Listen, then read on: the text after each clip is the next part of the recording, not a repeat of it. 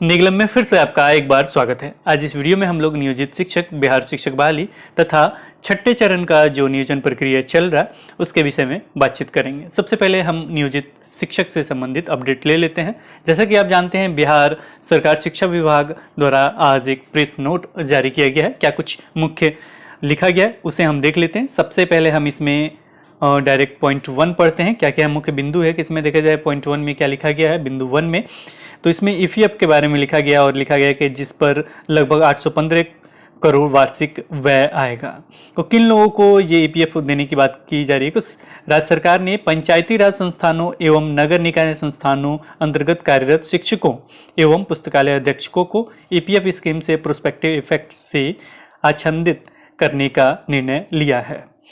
इसके बाद दूसरा पॉइंट पढ़ते हैं। दूसरे पॉइंट में वेतन वृद्धि से संबंधित है। इसमें क्या कुछ लिखा गया है तो इसमें देखा जाए लिखा गया है वर्तमान वेतन संरचना में सुधार करने के उद्देश्य से उनको 1 अप्रैल 2021 को, ध्यान से डेट याद रखिएगा, उनको 1 अप्रैल 2021 को देय मूल वेतन में 15% की वृद्धि करने का निर्णय लिया गया है। इस प्रकार कार्यरत शिक्षक या पुस्तकालय अध्यक्ष के वेतन में ईपीएफ स्कीम के साथ 20% से अधिक की वृद्धि होगी। इसके बाद अगला पॉइंट आपका 3 नंबर लिखा गया है। 3 नंबर में क्या लिखा गया है? वर्तमान में उक्त कोटि के कार्यरत शिक्षक या पुस्तकालय अध्यक्ष की संख्या लगभग 3.5 लाख है। 1 अप्रैल 2021 को दे मूल वेतन में 15% की वृद्धि करने पर लगभग इतना करोड़ यानी 1950 करोड़ का वार्षिक अतिरिक्त व्यय होगा। साथ ही ईपीएफ योजना के आच्छादित किए जाने की पृष्ठभूमि में कुल अतिरिक्त यानी जो भी भार, अतिरिक्त वित्तीय भार लग रहा है वो सारी चीज इन्होंने लिखा है। चलिए अगले में देखते हैं। ये आपको पढ़ना है तो पढ़ लीजिएगा। चौथे में क्या कुछ लिखा गया है को गौरतलब है कि 1 जुलाई 2015 को वेतन में 20% की वृद्धि हुई।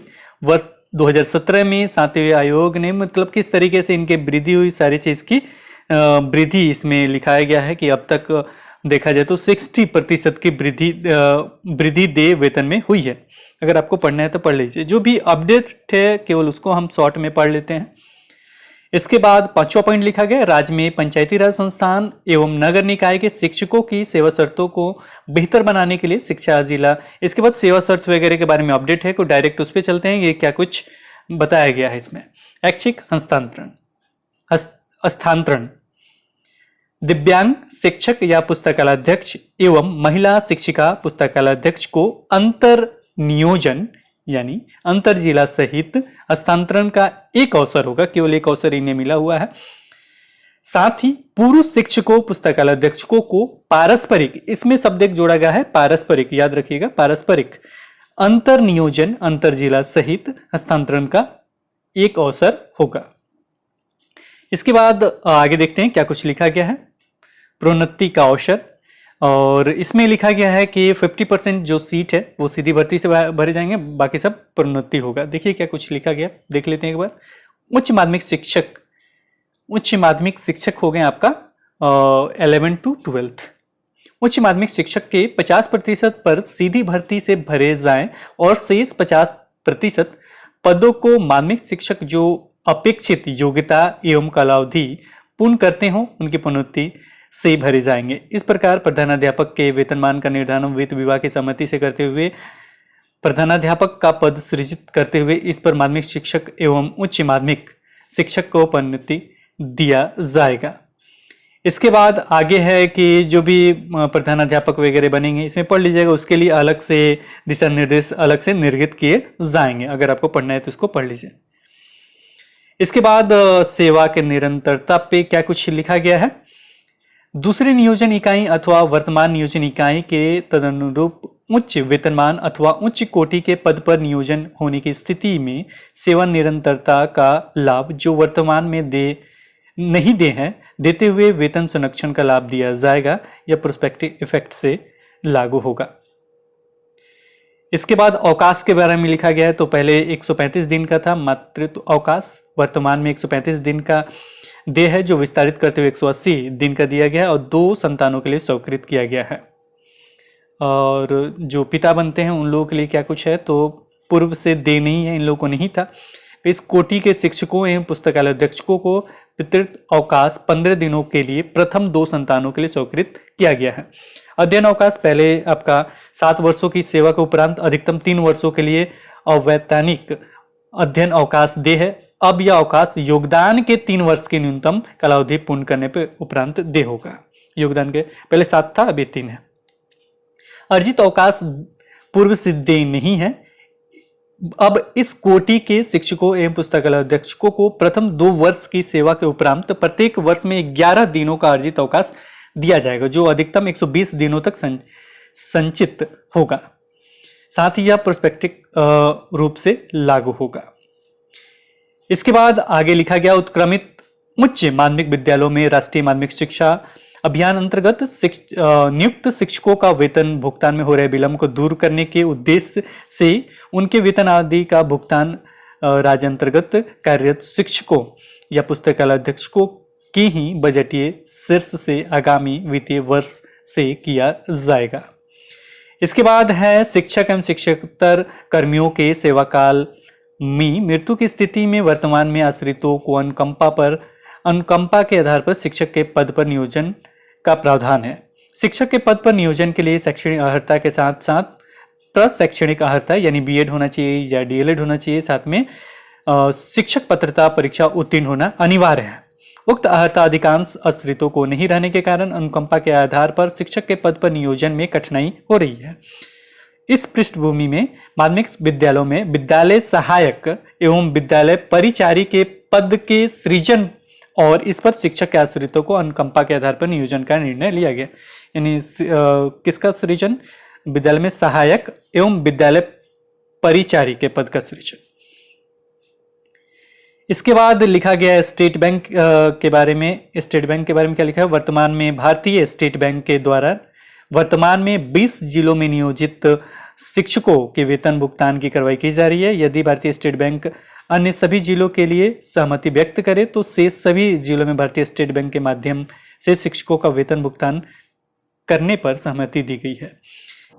अगला 9वां पॉइंट, ये अतिथि शिक्षक से संबंधित है। माध्यमिक एवं उच्च माध्यमिक शिक्षक के पद पर नियुक्ति में उच्च माध्यमिक विद्यालयों में अतिथि शिक्षक जिनकी संख्या लगभग 4000 है के रूप में न्यूनतम 1 वर्ष की अवधि तक कार्य करने वाले अभ्यर्थीगण को मेधा अंक में 5 अंकों का अतिरिक्त वेटेज दिया जाएगा। यानी जो 1 वर्ष तक अधिक कार्य कर चुके हैं यानी पढ़ा चुके हैं तो उन लोग के मेधा अंक जब भी बनेगा, जब भी बहाली होगा, जैसे स्टेट वगैरह हो गया, फिर जब बहाली प्रक्रिया चलेगा तो उसमें जब मेधा अंक बनेगा तो उसमें 5 अंकों का वेटेज मिल जाएगा। वो टॉप लिस्ट पे आ जाएंगे, फिर वो जहाँ ज्वाइनिंग करना चाहेंगे वहाँ पे उनका हो जाएगा। तो ये अतिरिक्त वेटेज इन लोगों को देने की बात कही गई। इसके साथ ही इन लोग का जो भी परिश्रमिक है इनके भुगतान के लिए इनके ज़िले में भी हस्तांतरण की बात कही गई है कि जल्दी इन लोगों को जो भी परिश्रमिक है वो उन्हें मिल जाएगा। अब हम बात कर लेते हैं छठे चरण के बारे में, जो नियोजन प्रक्रिया स्थगित हो गया। एक नज़र देख लेते हैं, फिर बिहार शिक्षक बहाली के बारे में चर्चा करते हैं। अब हम बात कर लेते हैं छठे चरण का जो नियोजन चल रहा था उसके बारे में। यहाँ CWJC किसके बारे में? CWJC संख्या 4975/2020 नेशनल फेडरेशन ऑफ ब्लाइंड बनाम राज्य सरकार एवं अन्य एवं संलग्न वाद दायर किया गया। वादी का कथन है कि उक्त नियोजन की प्रक्रिया में दिव्यांगजनों यानी दृष्टि दिव्यांगता के लिए निर्धारित क्षैतिज आरक्षण के प्रावधान को लागू नहीं किया जा रहा है। शिक्षा विभाग द्वारा उक्त वाद में प्रति शपथ पत्र एवं पूरक प्रति शपथ पत्र दायर करते हुए शिक्षा विभाग ने अपना पक्ष रखा है। तो ये इन्होंने अपना पक्ष रखा है और इसमें देखा जाए तो आगे हम देख लेते हैं क्या कुछ लिखा गया है। तो आगे लास्ट वाला पढ़ेंगे। उक्त न्यायादेश के अनुपालन में राज्य के उच्च माध्यमिक विद्यालयों में माध्यमिक एवं उच्च माध्यमिक शिक्षक के पद पर छठे चरण के शिक्षकों के नियोजन की कार्यवाही एवं प्रक्रिया को तत्काल प्रभाव से स्थगित किया जाता है। यानी इसे भी स्थगित कर दिया गया है, ये भी रुक गया है इसके कारण। उक्त नियोजन की कार्यवाही एवं प्रक्रिया से संबंधित अनुवर्ती निर्देश माननीय उच्च न्यायालय के आदेश के अनुरूप अलग से निर्गत किया जाएगा। उसके बाद आपको जो भी बताना होगा बताया जाएगा कि क्या कुछ करना है। फिलहाल ये स्थगित हो गया है। अब हम कुछ चीज़ें यहाँ पे डिस्कस कर लेते हैं बिहार शिक्षक बहाली के बारे में। ये समझ गए कि छठा चरण का जो चल रहा था माध्यमिक और उच्च माध्यमिक में, माध्यमिक हो गया आपका 9 to 10th और उच्च माध्यमिक हो गया 11 to 12th, मतलब हायर का है, उसमें आपका छठा चरण चल रहा था, वो चीज़ आपका फिर से स्थगित कर दिया गया। इसके बारे में आगे बताया जाएगा क्योंकि मामला कोर्ट में चल रहा है। जैसे आपका 1 to 5 का चल रहा है, उसी तरीके से 1 to 5, 6 to 8 दोनों का चल रहा है, उसी तरीके से ये भी है। अब हम बात कर लेते हैं बिहार शिक्षक बहाली के बारे में। सबसे पहले मैं आपसे कहूँगा कि आपको डिस्क्रिप्शन बॉक्स में आपको लिंक मिल जाएंगे बिहार शिक्षक बहाली से संबंधित प्रत्येक जिले के एनआईसी का वेबसाइट है, वहाँ पे क्लिक करके आप अपने ज़िले में देख लिए। बहुत जगह सुनने में ये आ रहा है कि उनका नाम नहीं है, तो नाम नहीं है तो आपको तो उस जगह जाना होगा, उस ब्लॉक में जाना होगा। जिस तरीके से जाएं वो आपकी परेशानी है, जाइए वहाँ देखिए कि पिछली बार मेरा नाम था, इस बार क्यों नहीं है, तो इसके लिए आपको जाना होगा। अगर कुछ परेशानी है तो वहाँ पे जाके जो भी मतलब या तो फ़ोन की सुविधा हो वहाँ पे उस ज़िले में उस ब्लॉक वगैरह का देख लीजिए। हमने इससे पहले भी नंबर आप लोगों को दिया था, उन लोगों को फ़ोन करके चाहे जो भी आपका लिंक है, जहाँ जिस तरीके से आपने फॉर्म डलवाया था उस तरीके से जैसे भी हो, अगर कुछ त्रुटि होता है तो वहाँ पे सुधार करवाने की कोशिश कीजिए। और इसके साथ ही ये 6 to 8 के बारे में बताया जा रहा है। 6 to 8 का सारा चीज़ अपडेट हो रहा है। 1 to 5 का में भी ये बन रहा होगा, अंदर ही अंदर बन रहा, वो उसे प्रकाशित अभी नहीं किया जा रहा है, लेकिन 6 to 8 का प्रकाशित किया जा रहा है, वो आप अपना देख सकते हैं और देखिएगा जरूर। नाम छूट जाता है तो वहाँ नाम जरूर जोड़वा लीजिएगा। अब क्या बहाली संभव है चुनाव से पहले, ये भी एक बहुत बड़ा प्रश्न है। तो यहाँ पे एक पॉजिटिव न्यूज़ है, एक नेगेटिव न्यूज़ है। पॉजिटिव न्यूज़ क्या है, तो पॉजिटिव न्यूज़ आपने देखा कि नियोजित शिक्षकों को 15% का वेतन वृद्धि हुआ है। 15% जो आपको आपका अप्रैल वगैरह में टाइम दिया गया है, तो यहाँ पे 15% वेतन वृद्धि हुआ है। ईपीएफ का भी लाभ मिला है, तो ये दो जो सुविधाएं मिल गया। इसके बाद सेवा शर्त की भी बात कही गई है, हस्तांतरण की बात कही गई है, ऐसे बहुत सारी चीज़ उसमें बताया गया है। तो ये सारी चीज़ क्यों आ रहे हैं, तो ये आपको मालूम है, जो भी चुनाव वगैरह जिस तरीके से आप समझे, ये लास्ट टाइम चल रहा। अब यहाँ पे जो भी चीज़ें हैं ना, वो चीज़ हम अगर आपको देते हैं, अगर आप खुश हो जाते हैं तो आप क्या कीजिएगा, हमें भी खुश कीजिएगा ना। बस यही चीज़ चल रहा को। अगर बिहार शिक्षक बहाली के बारे में भी अगर आप नेगेटिव सोच रहे हैं तो पॉजिटिव ही रहिए। अगर केस में कुछ उल्टा सीधा नहीं होता, उल्टा सीधा करने का मतलब जो विपक्ष के वकील हैं चाहे कोई और हैं, वो डेट एक्स्ट्रा रख दें, चाहे कुछ और कर दें, कुछ और दलील पेश कर दें, कुछ एक्स्ट्रा हो जाए, मतलब कुछ भी अलग से कुछ हो जाए तो अलग बात हो जाएगी। नहीं तो अगर आपका 6 to 8 का अगर मेरिट लिस्ट बन जाता है, जारी हो जाता है और उसमें आपका नाम है, तो आपका बहाली देखने को मिल सकता है। जब भी ये फाइनल होगा ना केस वाला मामला को 13-14 के बाद से आपको देखने को मिल सकता है कि आप शिक्षक बन सकते हैं, बस ये थोड़ा सा हिंट्स था। अगर दूर दरार हैं तो आप अपना देख लीजिएगा क्या कुछ करना है। लेकिन कोर्ट का मामला क्लियर होने के बाद ही, अगर कुछ एक्स्ट्रा हो जाता है तो दूसरी बात है, नहीं होता है तो पॉजिटिव रहिएगा, क्योंकि ये लास्ट स्टेज है और यहीं से होके जाना है आगे। ये भी हो सकता है एक तो आपको मतलब जो भी नियोजन पत्र है या नियुक्ति पत्र जो भी है वो आपको मिल जाए। दूसरा हो सकता है कि आपका फाइनल तक पहुंच जाए, यानी टोटल मेरिट लिस्ट में चला जाए और आपको ये नियुक्ति पत्र ही केवल बच जाए कि ये दिया जाए। अगर चुनाव का मामला आ जाएगा, चाहे कोर्ट वगैरह का मामला आ जाएगा, कोई एक डेट रखा जाएगा तो इस तारीख को आपको ये पत्र दे दिया जाएगा। नए सेशन में भी हो सकता है, ऐसा हो सकता है, जैसे अप्रैल में उधर कहा गया, इधर भी हो सकता है। लेकिन अपना नाम जरूर देख लीजिएगा, जो भी मेरिट लिस्ट में है वहां पे उसे जरूर मतलब अच्छा करा लीजिएगा, कुछ गलती ना हो, त्रुटि सुधार वगैरह, मतलब कुछ भी त्रुटि रहता है कि उसका सुधार जरूर कर लीजिएगा। अगर कहीं बाहर हैं तो कोशिश कीजिएगा कि अपना संपर्क जरूर रखें, और ऐसा भी कुछ सुविधा रखिएगा कि अगर कुछ होता है एक्स्ट्रा तो आप जाके मिल सके, या मतलब ऐसा होता है कि कोर्ट का मामला क्लियर हो जाए और शिक्षक आप बन सकें, इसके लिए व्यवस्था रखिएगा कि आप आ सकें। तो ये थे सारे अपडेट, और बहुत सारे दरभंगा हो, बहुत सारे का आपका अब स्टार्ट हो गया। चारों तरफ का जो भी मेरिट लिस्ट बनना था, जो भी मेधांक प्रकाशित करना था वो NIC पे आना शुरू हो गए हैं। मुझे नहीं लगता कि इसके अतिरिक्त आपके पास कोई और प्रश्न होगा। आप सोच रहे होंगे कि वहाँ नहीं जाए, नाम ही नहीं है, आप जाएंगे नहीं, कुछ जुटेगा कैसे। आप रिसीविंग लेते जाइएगा, कुछ और भी जो डॉक्यूमेंट्स होते हैं वो लेते जाइएगा, नाम जरूर जुड़वा लीजिएगा। तो ये बहुत सारे लोगों का प्रश्न है कि सर हम क्या करें, तो ये चीज़ जरूर देखिएगा।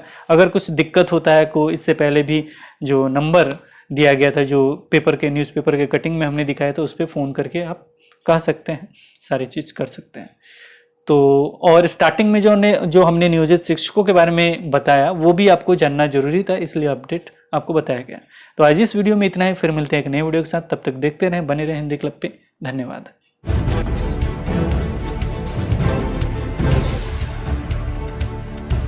सब्सक्राइब कीजिए हिंदी क्लब को, दबाइए इस बेल आइकॉन को ताकि हमारा वीडियो आपको मिले सबसे पहले। शेयर करें अपने दोस्तों के साथ ताकि वो भी इसका लाभ उठा सके। ये सब बिल्कुल फ्री है।